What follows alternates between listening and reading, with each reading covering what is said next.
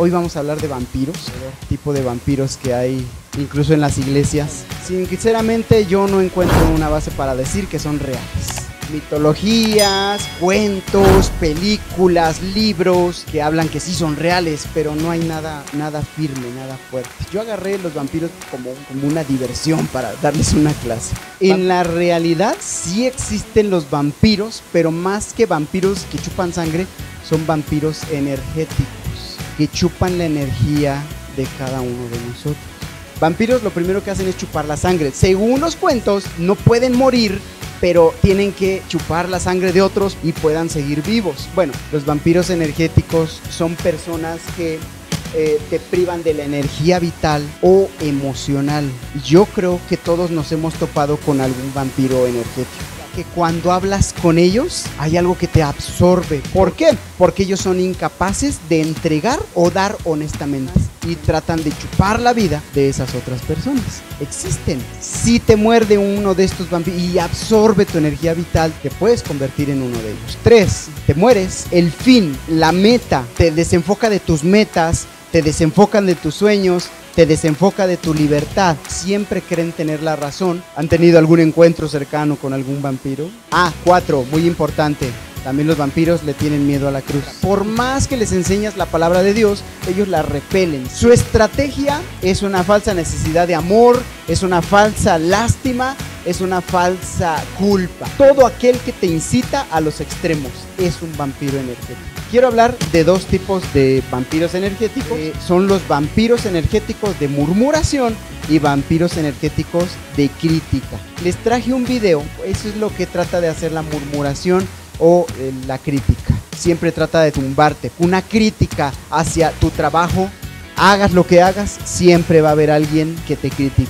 Entre más impacto tengamos, más críticas vamos a recibir. ¿Será que me critiquen? ¿Será que murmuren de mí? No, la pregunta no es esa, porque seguramente lo van a hacer. La pregunta más bien es, ¿qué vas a hacer con esa crítica, con esa murmuración que te va a llegar? Porque la crítica y la murmuración lo que hacen es eso, tratar de chuparte la vida. Le voy a dar un tip: si están fuertes en el Señor, toda murmuración, toda crítica se revierte.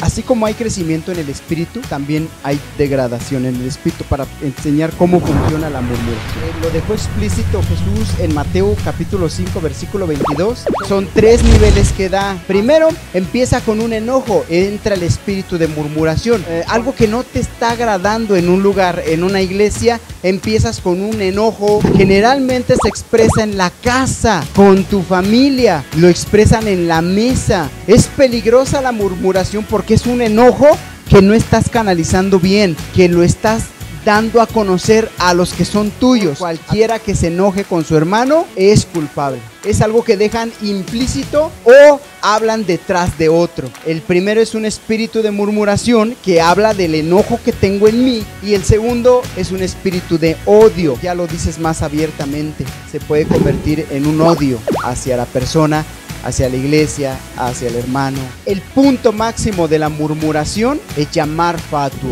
Jesucristo dijo: cualquiera que se enoje, murmuración; cualquiera que llame necio, odio; cualquiera que llame fatuo, tratar de matar a tu hermano. La murmuración es tratar de robar la energía vital, tratar de dar muerte a alguien, tratar de llevar a hacer que caiga alguien.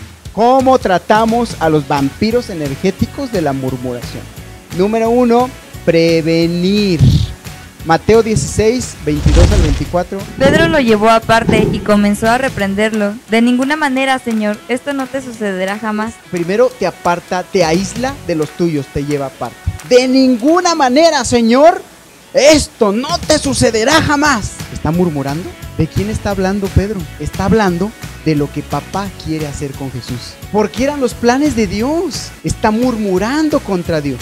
Cuidado, los murmuradores generalmente primero te apartan. No, Jesús, lo empieza a regañar, que esto no te acontezca, de ninguna manera te va a pasar esto. Número 1, prevenir. Vea lo que sucede después. Jesús se volvió y le dijo a Pedro: Aléjate de mí, Satanás, quieres hacerme tropezar. Número 2, saber cuál es tu llamado. Una y otra vez Jesús se los mencionó. Es mi tiempo está llegando, me van a atrapar, me van a matar, es necesario que me vaya, es necesario que yo muera. Jesús y Pedro sabían perfectamente el llamado. Es peligrosísimo. ¿Para el pastor? No, para ustedes mismos. Porque cuando te levantas contra alguien que está bien parado y bien cimentado, se revierte y te estás golpeando a ti mismo. El final de la murmuración es la muerte. Para los que sabemos cuál es nuestro ministerio, no nos mueve la murmuración. Como pastores tenemos que estar con mucho cuidado ante cualquier situación así. Por eso se los vuelvo a repetir. Si hay algo que no les parezca, platiquémoslo, pero no se lo lleven a su casa. ¿Cuál es tu llamado? Tienen que saber cuál es su llamado. El Señor sabía cuál era su llamado. El llamado es múltiple, el llamado es diverso, el llamado es acumulativo. Como nuestro papá, lo más importante somos nosotros. Es que entre nosotros nos amemos. Que entre nosotros no haya murmuración, no haya chismes, no haya vampiros energéticos. Ahora, el llamado es múltiple, pero el primer llamado es ese: amar a Dios por sobre todas las cosas. Si amas a Dios por sobre todas las cosas, te vas a preocupar por sus hijos. Después de esos llamados, ¿cuál es tu siguiente llamado? Yo fui llamado a ser pastor desde... nosotros lo sabemos. Pero también tienes que acumular otro llamado, como ser maestro, líderes de alabanza, o tocar una guitarra, tocar una batería, tocar un piano, cantar. A partir de que sepas cuál es tu llamado, nadie te mueve. Si no lo tienes en claro, cualquier murmuración te va a tirar. Va a salir a tu alrededor gente que yo sé lo que el pastor tiene que hacer. Porque muchos embellezan con palabras, pero dentro de su corazón hay algo retorcido. Hay mucha víbora con lengua bífida, verdades y mentiras. Si amas a tu hermano, no vas a estar hablando mal de él. Jesús sabía bien su llamado y le dijo: aléjate de mí, Satanás. ¿Quieres hacerme tropezar en mi llamado? Porque fui llamado para eso. Y número 3 entonces es reconocer. No piensas en las cosas de Dios, sino en la de los hombres. La parte difícil es saber cuándo pintar tu línea. ¿Qué hubiera pasado si Jesús fuera codependiente? ¿Qué hubiera pasado si su autoestima hubiera estado sujeta en los likes? Ah, sí, Jesús, pues te voy a dejar, le dijo Pedro. Ah, sí, te voy a bloquear, te voy a sacar de mi face. Me pierde, pastor, me pierde. Cuando reconoces a alguien tienes que poner una línea. Pedro no era alguien malo, no era alguien que estaba en contra de Jesús. Hablaba por lo que él sentía. No quiero que se aparte Jesús de mí. La murmuración señala mucho. Poner sus opiniones por encima de Dios, poner sus opiniones por encima de tu llamado. Lo que pasa con Pedro es que en ese momento no entendía el plan que Dios tenía para él.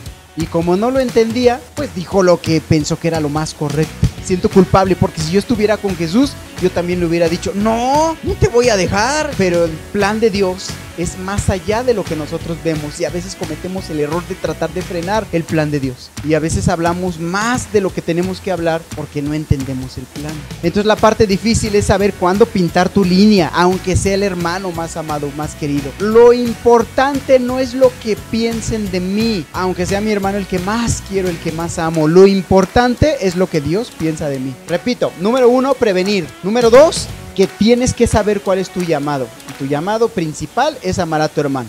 Número 3, tienes que reconocer cuando alguien quiere controlarte. Y número 4, saber cuándo pintar tu línea, saber cuándo decir que no.